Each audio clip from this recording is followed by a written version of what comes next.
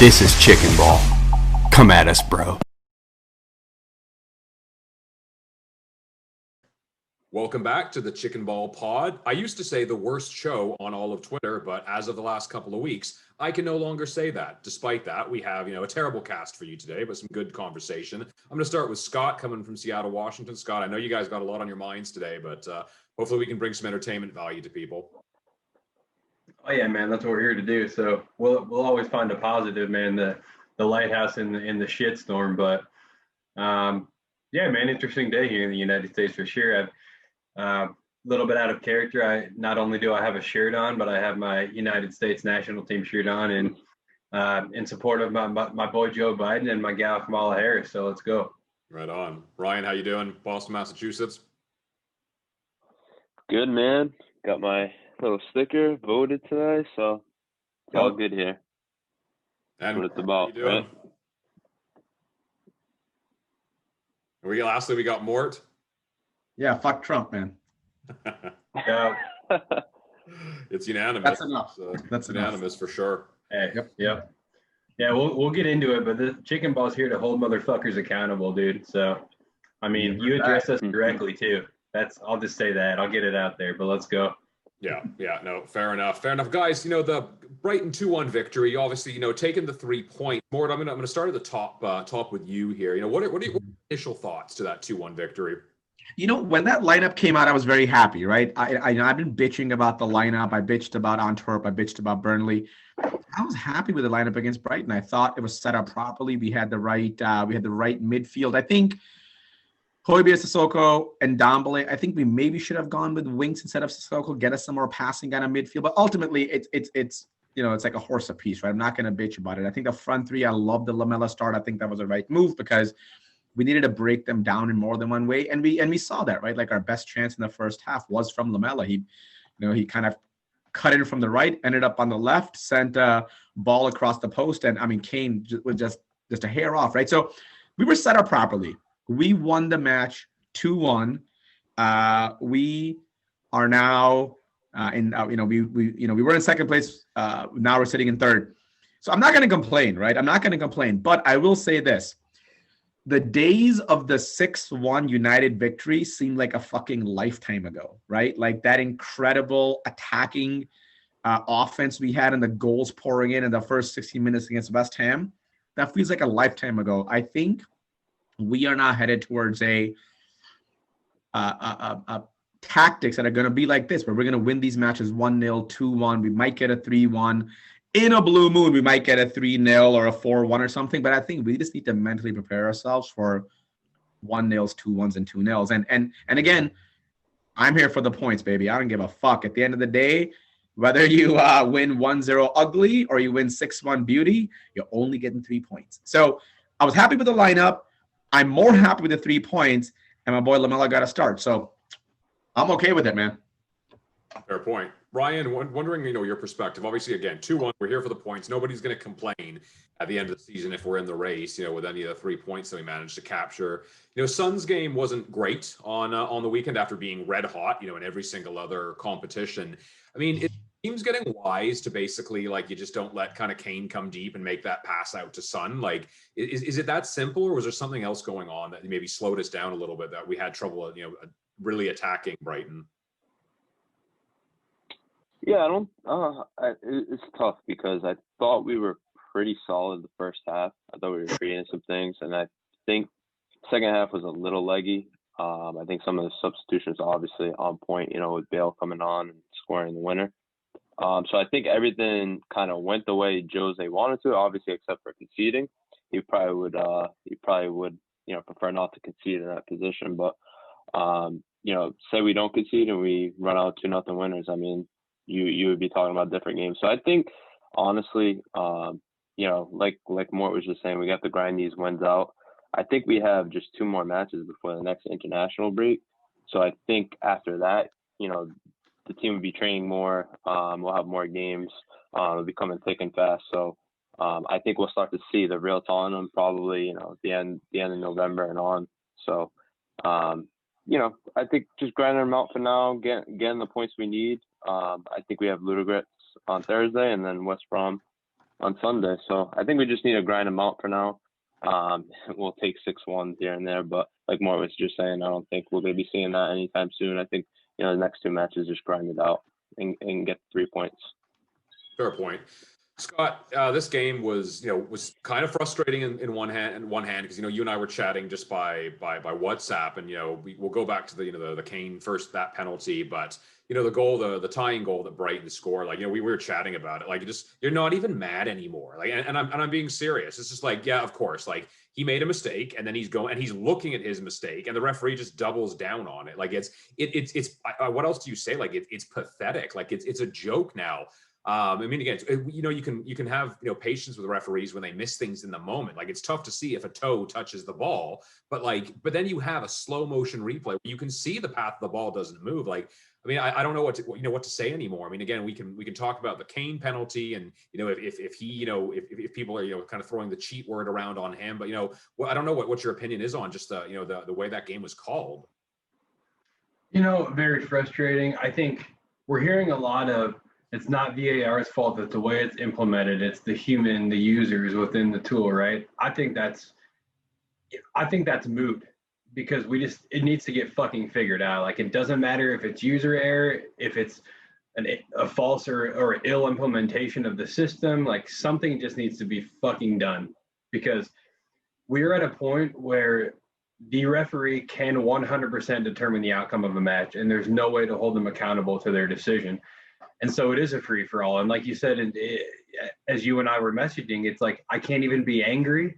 I just expect it at this point. And the only thing that I can say to put some positivity, a silver lining in this, is that is the type of thing that Jose can really, really use at his disposal to create the siege mentality. It's very useful, I think, in that regard. So, but I'd rather it not be an issue, right? So something needs to get done. It's ridiculous. Like you said, the revolution of that ball doesn't change. Anyone who has somewhat of a concept of the sport will tell you that that's not a foul. And the fact that a Premier League referee, who, by the way, has now not been allotted a game, I know you guys all know that, but the fact that he's unable to make that call correctly is beyond comprehensible, in my opinion. And that speaks to more deeply rooted issues than we have time to cover, I think. Yeah, I just want to say one thing. Yeah, please. I just want to say one thing on that, though. I think, we obviously all Spurs fans have watched All or Nothing. And I think, Jose alluded to it after Project Restart, specifically the Sheffield game, was the ability to cope. So cope with a bad call, cope when something goes against you. So I think we saw it here, against Brighton. We coped with, a bad call, a mistake from the referee, and we went out. And we got the extra goal to get us 3 points. So I think that will give the team a little bit of confidence going forward, and not only confidence, but that ability and that mental strength to be able to cope. So I think that was kind of big, and I think it's kind of going under the radar from Sunday. Yeah, no, that's fair. Mort, just to come back to you. I mean, I think we all agree, with 3 points, right? Nobody cares at this point. We did care when we were dropping those points. Now we don't care. But what do you want to see get better? Because obviously, it wasn't our greatest performance, and we know we've got different competition. So, what would you like to see improved upon in the following matches that maybe wasn't great on Sunday? I think we need to build on what we saw in this match, which is more than one way to attack our opponent. I think you hit it on the head, man. I think the counter-attacking ball was getting snuffed out, right? Let Kane sit deep and send the ball over to Sonny, who makes a great run. We were turning into one-trick ponies. I liked, again, what I saw from Lamela. I loved what I saw from Ndombele, just kind of moving the ball around. So I want to see us continue to attack in more than one way. I think with Gio getting healthier, that will help. I think with Bale getting healthier, that's going to help. And I think, again, just moving the ball more, right? Just making sure that at all times, no one's sitting on the ball, no one's being stagnant, because that's how we're going to release our players. If you sit back and you look at the talent on this team, there's a lot of players who can score goals. All you need to do is release them. And the way you release them is make sure you just keep the ball moving. So I think that's the mindset we need to have, is do not get stagnant. stay in motion, and again, continue to build on what we saw at Brighton, which is find more than one way to kill off a match. And I think that's what we did, right? Like we were able to score in more than one way. I mean, like Reggie to Bale header, like we don't really see that. Like we haven't really seen things like that this season, right? So I don't want to see anything net new, Andrew. I just want us to keep going down this path we're going. And I think it's great, guys. Ultimately, we still have the most goals scored.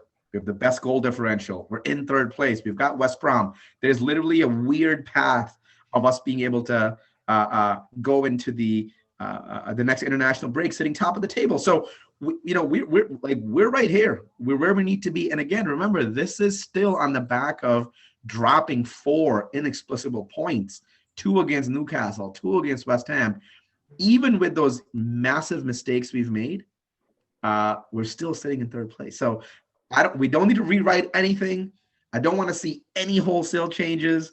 I don't want us to suddenly flip the whole fucking starting lineup. I don't want to suddenly flip the whole fucking tactics and start to build from the back and shit. No, let's just keep doing what we're doing. We're seeing the progress. We're getting the points. That's the key, right? Get the points. Let's just keep doing more of it. That's it. Just stay the course. That's it. Yeah. No, and you bring up good points. I mean, the fact that, like you said, most goals scored. I think the least conceded that were not either penalties or set pieces. Again, it's still room for cleanup, obviously, but there's a lot to like there when you look at those kind of numbers. Scott, it's just speaking specifically to a couple of moments in the match. I mean, first, there was the penalty that Kane won, which obviously, got all sorts of controversy when Lana kind of barged into Kane's back. I mean, I look at something like that, and at first I didn't think it was a penalty. Like, I just assumed it was on the edge of the box, just like the commentators did. I mean, and you got to assume Kane did know what he was doing. I mean, we'll get to, his what I think most people agreed was a dive later on, but, he backed into Lallana. He was standing on the line. Like, to me, it's not any different than in basketball when a guy takes a charge, right? Like, you set up specifically to get the foul on the opposing player. So, I mean, I don't know what anybody has to be angry about. Like, he was standing on the line, which is what a penalty is. I mean, again, if you're going to complain about that, what you should be complaining about is the rule of what a penalty is. Like, should a guy get a kick from 12 yards out if he's on the far right corner on the penalty box, right? Like, is that a scoring chance? But to me, there was nothing wrong with the penalty that was awarded. Yeah, I mean, I think I'm going to say, in the spirit of this being the dumbest fucking show on the internet, I'm going to say something stupid as shit here. Don't hate the player, hate the game, baby. So I think at this point, football has a deeply ingrained issue with diving and embellishing things, as does basketball, to your point. I see it every time I watch my Rockets, but James Harden, baby, loves a flop. But I honestly think it's going to be there. It's not going away. So why the hell would we not join in? And I think for years, we feel like it comes up a lot, in the Tottenham community. Same thing with Lamela against United. Type of shit we've seen done to us for years. Type of shit we would never do for some unknown reason. And we've embraced it, and it's going to pay dividends. I wonder how many points we've lost. And there's no way to ever come up with an answer here. But how many points have we lost because we didn't play that shithouse type of football that we're starting to see from the squad? So I'm all for it, man. Whatever. Yeah. Thin margins, right? Yeah, exactly. I mean, we lost the Champions League final because of shithousery like that, right? Fucking money kicks the ball, and so I don't want to hear this fucking high road shit. I don't want to hear this no. I mean, and then what really pisses me off is I don't know why Kane is a scapegoat, right? They did a fucking interview with him on Sky Sports, asking him to explain what happened. They never do that to Salah or Mane or any of those guys. He dies every game. Exactly. So I don't want to hear this. I think as Spurs fans, we need to embrace this intelligent cunt mentality. Exactly. We need to embrace the siege mentality and fucking bring it, right? Like, if you want to hate on me all you want. It's not going to change the fact that we have the most goals scored, we have the best goal differential, and we're trending in the right direction. We're sitting in third right now, and we're firing, right? And we haven't even hit our top speed yet, right? Yeah. We're nowhere near hitting our peak form yet. And guess what? When do we normally hit our peak form? Holiday stretch. What's coming up? The holiday stretch. And we play some of our toughest teams during the holiday stretch. So if we can go into that stretch with our historic form and we're still not at peak form, man, like, look the fuck out. Like, if we come out of that stretch with some scrapes and bruises and no broken bones, I mean, look out. Then the second half of the season gets really, really interesting. Dude, totally. I mean, I love the bring it on mentality. Our intro literally tells you to bring it, man. Like, come at us. So Like, has anyone we're actually all heard about it, man. that Scotty recorded? Like, I have never listened to it. Did you guys listen to it? I have to because I do the editing. Oh, yeah. Okay, fine. I mean, I'm Oh, trying it's to. a fucking gem, baby. It's a gem. I think one thing, if you look at all of Jose's teams, so his second round with Chelsea, his time with Madrid, his time with Inter, and then his first round with Chelsea as well. I think if you look at those teams, it was always like us against the world mentality. Like Mort was just saying, it's like the intelligent cunts. Like he wants us to be the bad, almost like the bad, shit stir in the media that comes up. I think he wants us in the media for the wrong reasons. He wants to create that environment where we literally just shithouse our way to wins because people are going to hate it. I think that's a staple of a Mourinho team. And I think if incredible unity, if you look at all those teams that I mentioned, they were always together, strong together on the field, off the field. So I think, after maybe, an international break that comes around, I think maybe we'll start to see that a little bit more because we do have some tough matches coming up after the international break. So we'll see what this team is really made of. Yep. Can't wait. Yeah, man. like we alluded to, I think on the last show, just with after the international break, and like if we're lucky, that shit gets canceled because of all the border shutdowns. But time that actually happens or not. But what is it? Something like I think it's City, Arsenal, I think Chelsea. We've got games against in that stretch. Leicester in there. I think Wolves are in there somewhere. Yeah, it's fucking nuts, man. But to your point, Ryan, about what Mourinho is doing, building team unity. I mean, who else is known for that? Alex Ferguson, probably the best coach ever in the Premier League, always had his team on an island, right? Like it was us versus them the entire time, and you can't exactly complain about his results. But Ryan, I know you watch a lot of these, but I'm just curious, kind of our main topic. Who else looks good to you in the Premier League? Like, is there anybody who's been consistently good? I don't know if they'll answer for you. You look at Everton early. Well, they're not good anymore. But like, who do you think across the season is going to be the team to beat? Oof, that's a tough one. I think Liverpool is always going to be there. I think they're going to grind their way out to victories all the way up until January, and they're probably going to make a buy for a center back come January to kind of solidify the defense. I think they just have the midfield. They're too strong in midfield and too strong in attack. And you saw it today. I mean, Atalanta is a very good team, and they just dismantled them today. Diego Jota, my boy, is coming through for them. So it's just another chess piece for them in terms of how they could play. They could play so many players up top in different roles and stuff like that. So I think Liverpool is always going to be a team to beat. Especially obviously being champions. I do kind of want to keep my eye on Leicester. I think, obviously they've lost some talent this year, Chilwell leaving, but there's just something about them that makes them very dangerous on the counterattack. To me, that, obviously if they can solidify the defensive errors and stuff like that, defensive line, then I think that they could give us a challenge for the top 4, top 5, top 6, just like they did last year in other ways. I think, as you were just referring to, Andrew, Everton, I don't think they were ever serious. I think obviously they started off hot start, but that defense always had question marks, and especially in goal. I don't know if you saw this weekend, but they benched Pickford, and it was a big deal.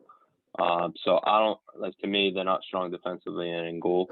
And that kind of goes with Chelsea as well. I mean, I don't think they're strong enough defensively or in goal.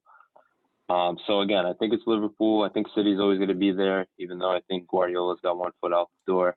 I think those are the two main teams. But, it's one of those years where this virus has kind of affected everybody. Nobody's really had a preseason. Nobody's really had time off. You mix in these internationals. I mean, it's kind of like written in the stars for us to contend, to be up there all season, just because it's one of those years for us. Or your rebuttal? I should say. I mean, listen, I don't want to hear that fucking written in the stars shit. Like the fact that we gave up 3 goals in 10 minutes to West Ham pretty much tells you what's written in the stars for this season. Those are stars I see. I don't know what kind of fucking solarium you guys are sitting in, looking at what jacked up, astrology, fucking Pisces and fucking, whatever. Like, no, there's nothing written in the stars. We are not title contenders. We're not title contenders until we start contending for the title. We're far from it. We are not on par with some of these teams. We cannot keep up with Liverpool scoring. City can easily dismantle us if they're on their game. And listen, I'm going to hate myself for saying this, but, Chicken Pod's all about delivering the truth. Arsenal's defense, we make fun of those guys all the time. They are legit. They've given up the least goals in the fucking Premier League for a reason. They're not that far off us. I think they're 2 points behind us. So again, I hate to say it out loud, but we are. It's too early. And every time I hear it's written in the stars, like fucking angel dies and crashes to earth and puts on, like an Arsenal jersey, right? Like that's how bad that is to say shit like that. Dude, It definitely is. Go ahead. All right. Well, I agree. It's definitely too early, but just from what I've been seeing, early observations, we gave up a 3-goal lead to West Ham. But if you look at the way West Ham's rebounded since that game, I mean, they've been pretty solid. I gotta find the messages we were sending the thread after we lost to Antwerp. Like that negativity is what I need to bring to this fucking. That was pretty bad. Hey, at the end of the day, we still have 31 matches. Squad was fucking hilarious. Bench all of them, put out the youth. Yeah, I'm kind of with Ryan here though, because if you say our West Ham collapse, yeah, that's what it was, right? Then you turn around and say, we're not up there with Liverpool or on pace.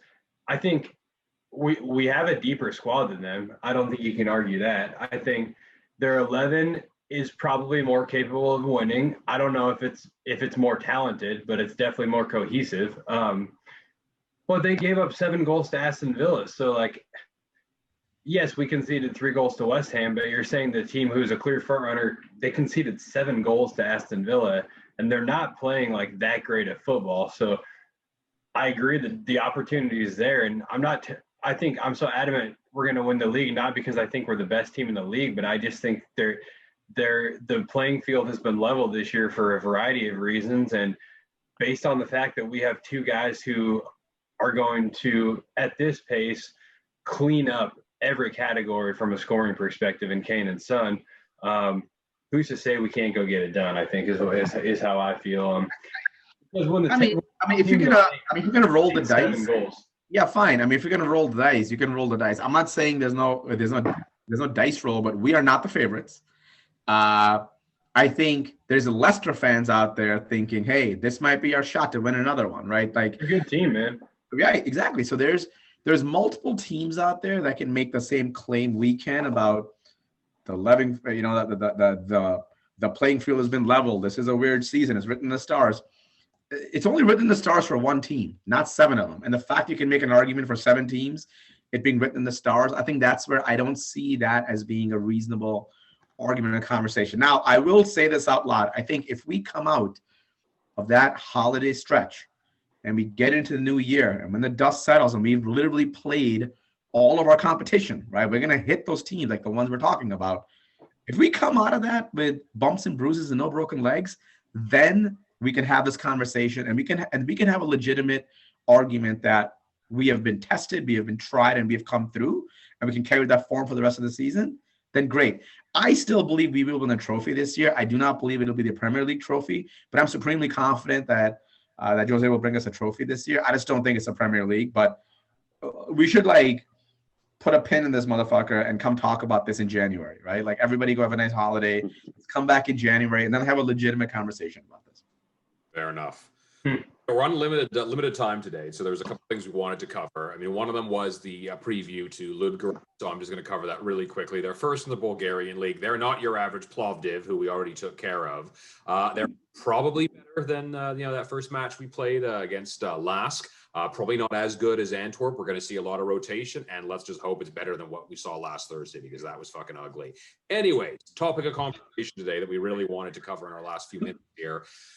We talked about this at the start of the show, where I said, we are no longer the worst show on the internet, because there are shows who are overtaking us, unfortunately, because they have no pride, no journalistic integrity, And Mort, when I saw you put the agenda together, I'm glad that you brought this one up because it wasn't first. It was some shitty little pod that accused Harry Kane of being racist, and I do want to say first and foremost, I don't know all the facts on that, so I'm not going to make an opinion. All I know is it went away very quickly and quietly, so it didn't seem there was much to the accusations.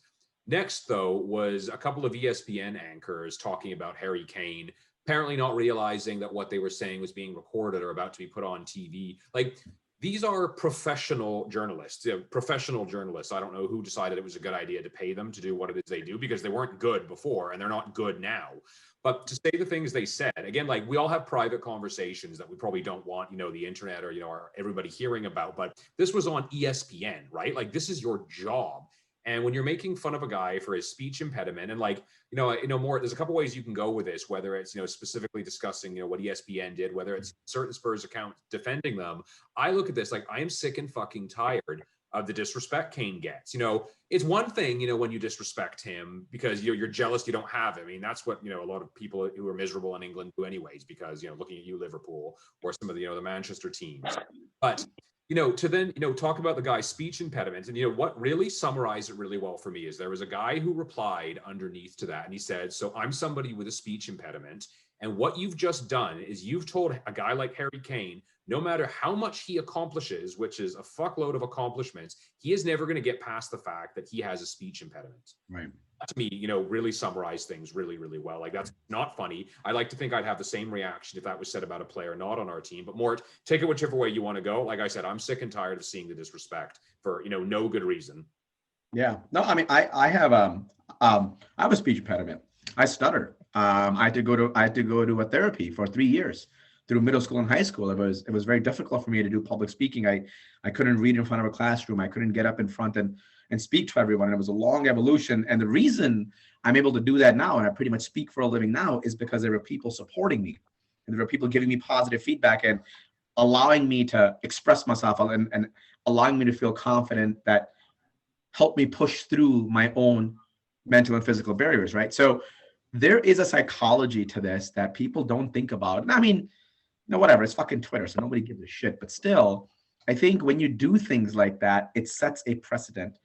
And you are drawing a line in the sand to say, I am one of the shitty people who's going to say these things. So that's one. I think just the content of what they said was absolutely horrid, and it hit me in a different way because of my own personal experiences.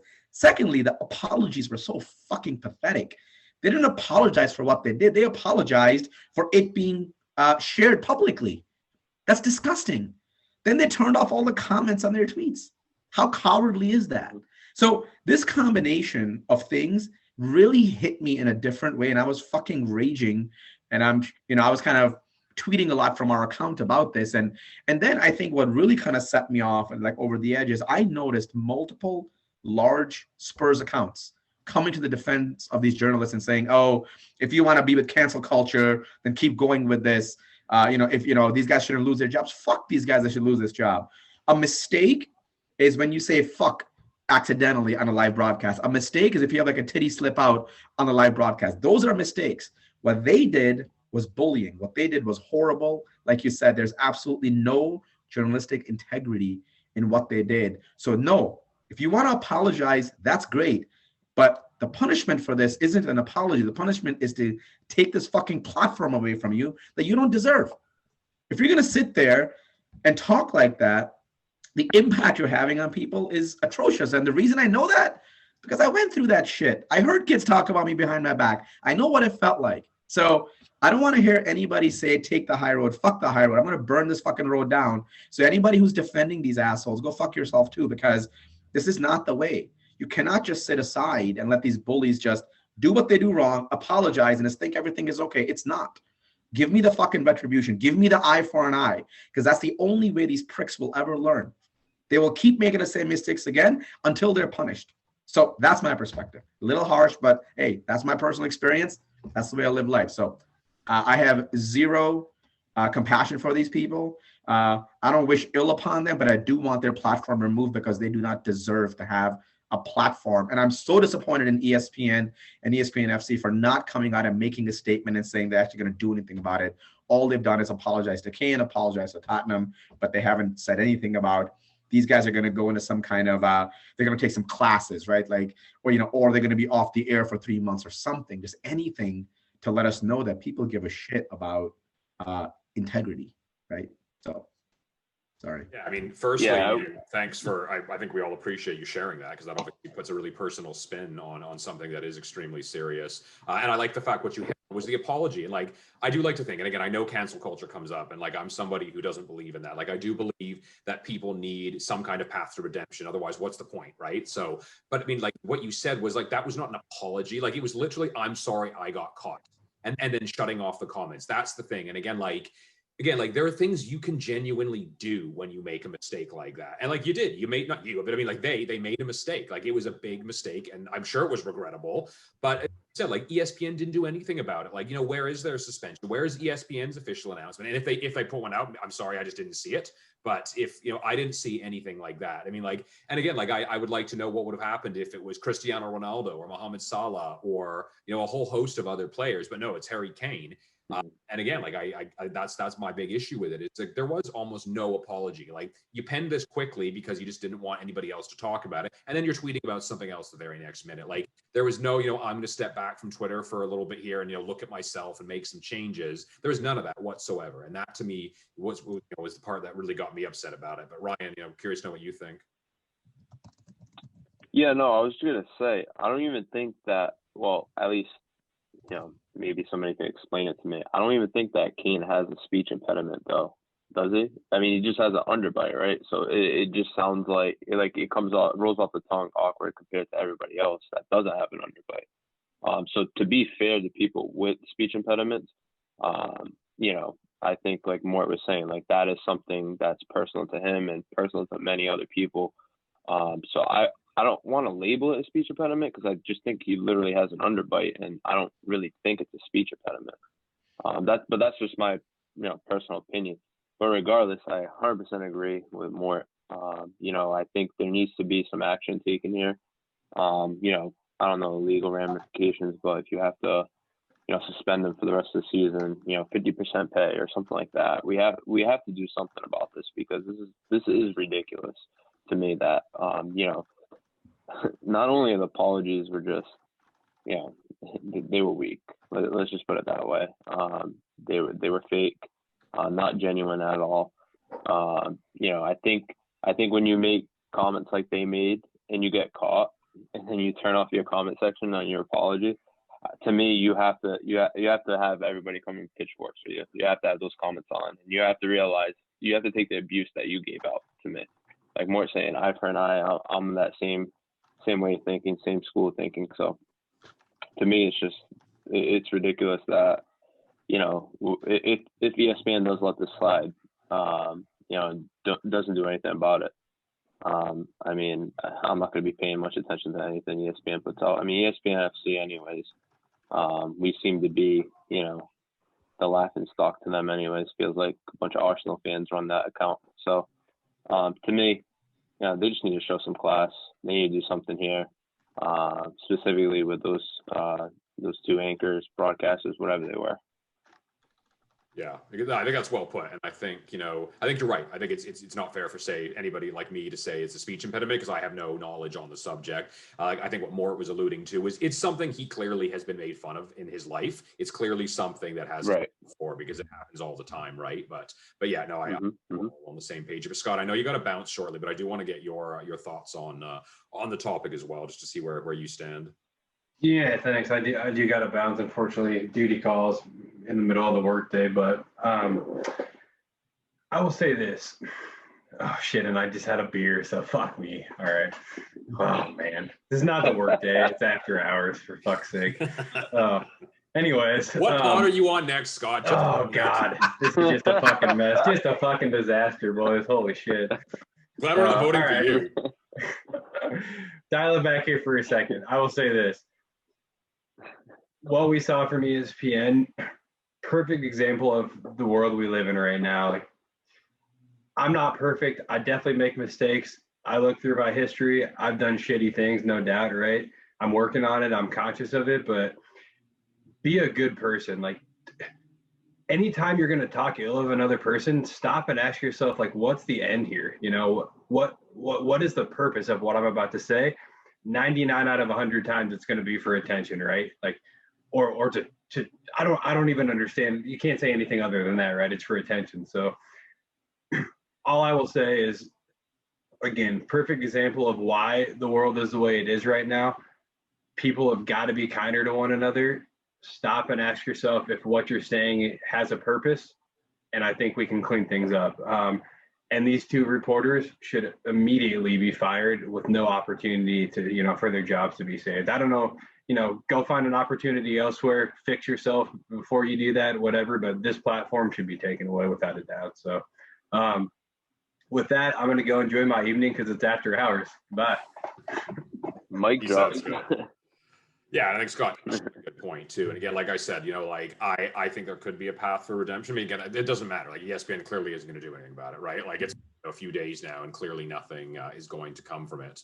So you know, yeah, I mean, like we don't want to end on a low note. I mean, obviously, you know, we did want to discuss, you know, a serious topic, but we do have that game against Ludogorets coming up. Yep. Really obviously help our claims to cement a spot in the Europa League. We've got a game against West Brom, who have always been tricky for Spurs, you know, throughout the years, you know, despite the fact that they went down. So we know these games are hard to win, both of them. Like I think, you know, you see a few big scores and then you just assume to win everything and you expect to win it 3-0, 4-1, 5-0, that sort of thing. And like, that is for the most part, that is just not how it works in a league as competitive as the Premier League. But guys, you know, I just want to ask you, you know, start with you, Ryan, any closing thoughts just before, you know, with those final two games heading into the international break? Yeah, no, I think any way we get it, any way we get the 3 points, we have to do it. Especially Thursday, we definitely needed 3 points just to you know, climb to the top of the group. I believe Antwerp plays Lask, so that game could go either way. Who knows, really there. But you know, regardless, we have to take care of ours, get the 3 points. Because you know, right when we come back from international break, we start the next round of matches for Europa. So I believe Ludogorets comes to London, and we play at home. But regardless, need 3 points there. You know, West Brom away, I believe it is going to be difficult, especially you know, we have a Thursday match, Europa. Are we? I don't even know. Are we playing in Bulgaria? I'm assuming we are, right? Yes. Yes. It's a yes or no question. One of us has to take a stab. No. We are away and away. Yeah. So we're away Thursday, away Sunday. Yeah. Oh yeah. So like I said earlier, I think it's just grinding it out, getting these 3 points, and then, you know, going into international break, and then hopefully, you know, we come out from the international break unscathed, no injuries, and we can continue to build. Thanks, Ryan. Awesome. Mort, what do you got for us? Closing thoughts. Yeah, man, fine margins, right?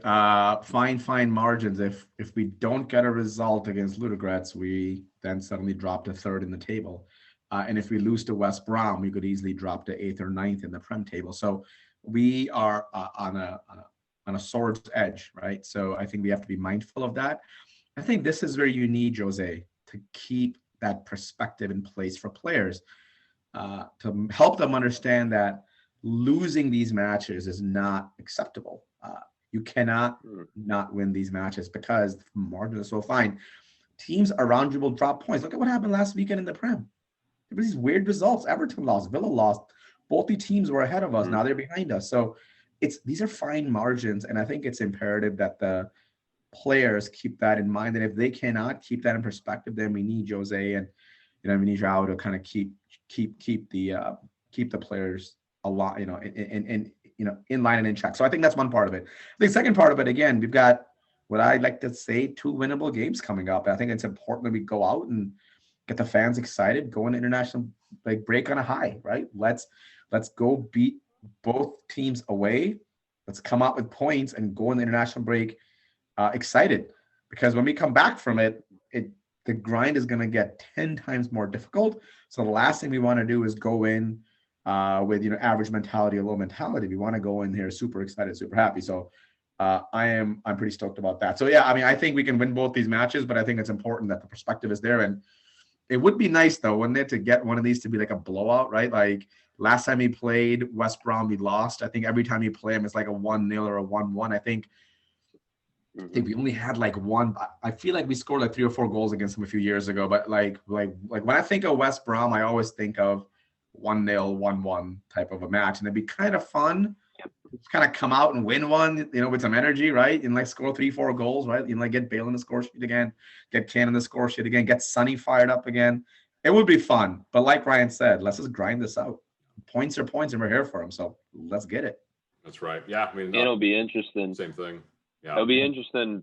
The squad selections on Thursday too, because after last week's match against Antwerp, Mourinho was pretty adamant saying he knows who to trust for his next match. So we'll be interested Thursday and Sunday.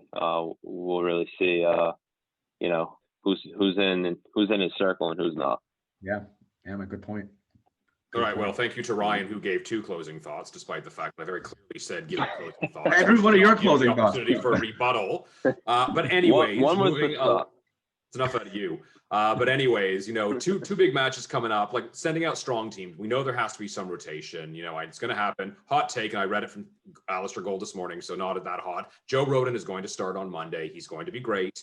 He's going to cement himself in the Premier League early on. 2 big games. Let's go, guys. Let's go to international break on a high. Come on, you Spurs. Come on, you Spurs. Come on, you Spurs. Oh.